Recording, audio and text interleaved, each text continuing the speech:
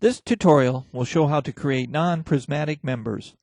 To create a non-prismatic member, we specify a starting and ending section, the length of the segment, and how the properties are to vary over the segment. For our example, we will use a simple gabled frame, as it is common to use sections with varying depth in these frames. Here, note that all the sections are initially of constant depth, W12 by 26s. If we go to the extruded view option, we can see that the depths do not vary. To create a non-prismatic member, we start by going to the Define Frame Sections command, where you will note that we have previously defined two sections, a W12 as shown on the model and a W21 by 44 section. These are the two sections we will use to define a tapered member. Clicking on the Add New Property button, we scroll down and select Other, and then click on the Non-Prismatic button. We will name our section Tapered.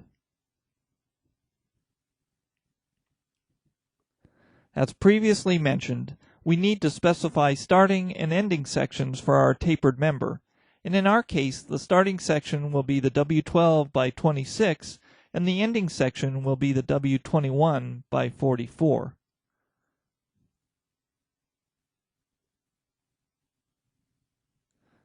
We will specify a length of 1, which means that these two sections are located at the very ends of the member. In this case, length is a ratio because we have specified a length type of variable. Had we selected absolute, length would have been the actual length of the member.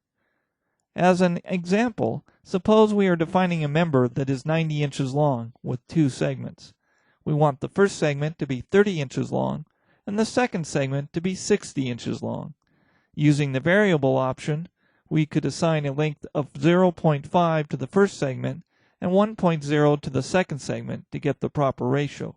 If we use the absolute option, we would specify 30 inches for the first segment and 60 inches for the second. Next, we will specify how the moment of inertia should vary. For wide flange type sections, the moment of inertia typically varies in the major direction as a square of the depth, so we will select parabolic.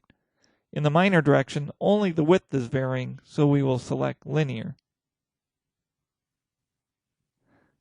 Click on the Add button and leave this form, as we are defining only a single segment.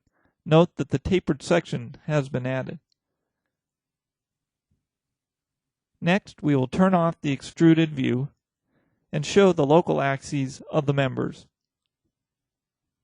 If we look at this particular member, this is the starting end, and this is the ending location based on the orientation of the local one-axis, which runs along the longitudinal axis of the member.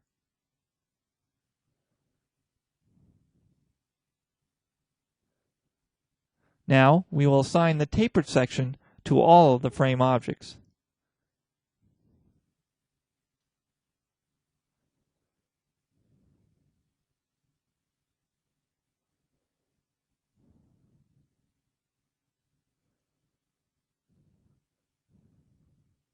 If we change to an extruded view, we can see that the members are all now tapered, with the variation in depth following the orientation of the local one-axis.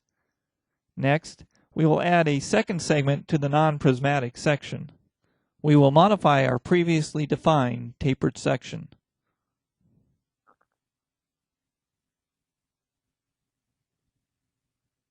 And we'll change the length factor for the first segment to 0.5.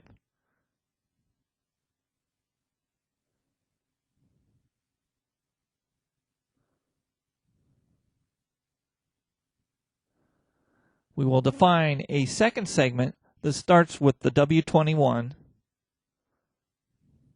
and ends with the W12, also with a length factor of 0.5.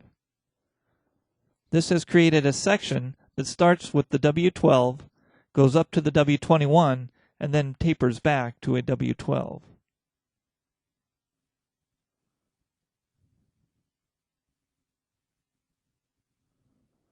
When we update the drawing, we see this taper in the members. A 3D view shows the flanges of the members. In conclusion, non-prismatic members may have any number of segments, with each segment defined by a starting and ending section, and the properties may vary over the length of the segment in either a linear, parabolic, or cubic manner. This concludes this tutorial.